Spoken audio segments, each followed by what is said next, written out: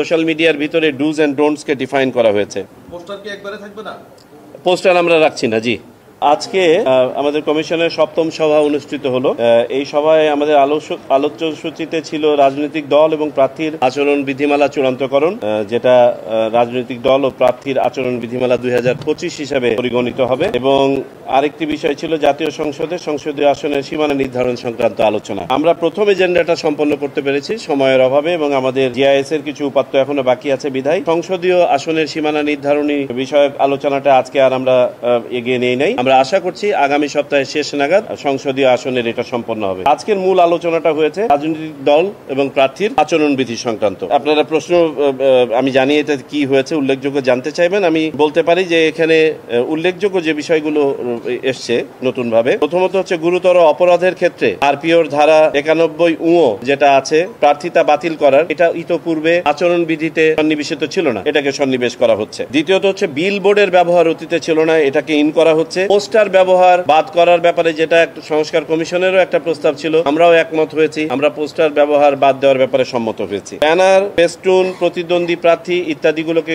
নতুন ভাবে সংজ্ঞায়িত করা হয়েছে। সরকারি সুবিধাভোগী অতি গুরুত্বপূর্ণ ব্যক্তি হিসেবে যারা বিবেচিত হন সেখানে উপদেষ্টা মণ্ডলীর সদস্যদেরকেও যোগ করা হয়েছে। বিভিন্ন সরকারি ফ্যাসিলিটির ব্যবহার, যেমন সার্কিট হাউস, ডাক বাংলো, রেস্ট হাউস, এটার উপরে কিছু বিধি নিষেধ দেওয়া হয়েছে। আমাদের পরিবেশ বিষয়ে বিশেষভাবে আলোচনা করা হয়েছে যে প্রচারণায় পরিবেশ বান্ধব সামগ্রীর ব্যবহারের ব্যাপারে জোর দেওয়া হয়েছে। ভোটার স্লিপ ইন্ট্রোডিউস করার ব্যাপারে একটি সিদ্ধান্ত হয়েছে। টি শার্ট, জ্যাকেট ইত্যাদির ব্যাপারে যে অতীতে ছিল বিধিনিষেধ ছিল, এটার ব্যাপারে একটু শিথিল মনোভাব পোষণ করা হয়েছে। আর্মসের যে সংজ্ঞা ছিল সেই সংজ্ঞার মধ্যে, অর্থাৎ অস্ত্র এর সংজ্ঞার মধ্যে দেশীয় অস্ত্র শামিল করা হয়েছে। সোশ্যাল মিডিয়ার উপরে বিশদভাবে করা হয়েছে, আলোকপাত করা হয়েছে। সোশ্যাল মিডিয়াকে ডিফাইন করা হয়েছে, সোশ্যাল মিডিয়ার ভিতরে ডুজ এন্ড ডোন্টস কে ডিফাইন করা হয়েছে। শব্দের ব্যবহারে আমরা আগে যেমন শব্দের মাত্রার উপরে কোনো ছিল না, সেটাকে আন্তর্জাতিক যে মান আছে 60 ডেসিবল, সেটাকে ইনকর্পোরেট করা হয়েছে। প্রচারণা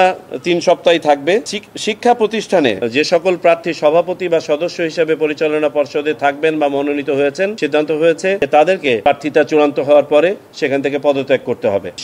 কোন শিক্ষা প্রতিষ্ঠানে পরিচালনা পর্ষদের সভাপতি বা সদস্য হিসাবে যদি কোনো এই প্রার্থী নির্বাচনে অংশগ্রহণ করেন, কোনো প্রার্থী যদি থেকে থাকেন, তাহলে নির্বাচনে তিনি যখন প্রার্থিতা লাভ করবেন তার আগে তাকে পদত্যাগ করতে হবে। কারণ এইসব শিক্ষা প্রতিষ্ঠানের শিক্ষকরাই প্রিজাইডিং অফিসার, পোলিং অফিসার হিসাবে ব্যবহৃত হয়ে থাকেন, এবং এটা সংস্কার কমিশনেরও একটা সুপারিশের মধ্যে ছিল। সরকারি ব্যক্তি, সরকারি প্রতিষ্ঠান, সরকারি প্রপার্টি ইত্যাদি ব্যবহারের উপরে আরো নিষেধাজ্ঞা কঠোর করা হয়েছে। সোশ্যাল মিডিয়া ব্যবহারে কোনো ধরনের ফরেন ইনভেস্টমেন্ট না করা হয়েছে। কমন ভাবে একটি প্ল্যাটফর্ম থেকে সকল প্রার্থী যাতে ইস্তেহার ঘোষণা করতে পারেন বা করেন, সেটার বিধান করা হয়েছে। ডায়ালগে অংশগ্রহণের ব্যাপারে যে ইয়েটা আছে, যে আপনাদের বিভিন্ন টিভি মিডিয়াতে, বিভিন্ন মিডিয়াতে যে ডায়ালগের আয়োজন হয়ে থাকে, এটাকে সম্মতি দেওয়া হয়েছে। বিধিমালা লঙ্ঘনে যে নরমাল শাস্তি ছিল, আগে যেটা ছিল 6 মাস আপনার কারাদণ্ড এবং 50,000 টাকা জরিমানা, সেটাকে 6 মাস কারাদণ্ড এবং 1.5 লাখ টাকা জরিমানা করা হয়েছে, যেটা সংস্কার কমিশনেরও একটা প্রস্তাবনা ছিল।